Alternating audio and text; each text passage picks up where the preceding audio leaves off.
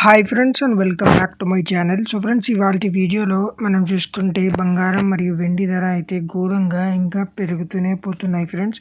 So ముఖ్యంగా మనం తెలుగు రాష్ట్రాల్లో చూసుకుంటే ఈరోజు బంగారం వెండి ధర ఎలా ఉన్నాయో ఈ వీడియో ద్వారా అయితే తెలుసుకుందాం. మీరైతే ఈ వీడియోకి చివరి దాకా అయితే చూడండి ఫ్రెండ్స్. మేము మన తెలుగు రాష్ట్రాల్లో ఆంధ్రతో పాటు తెలంగాణలో గోల్డ్ మరియు సిల్వర్ రేట్లు ఎలా ఉన్నాయో ఈ వీడియోలో అయితే డిస్కస్ చేద్దాం.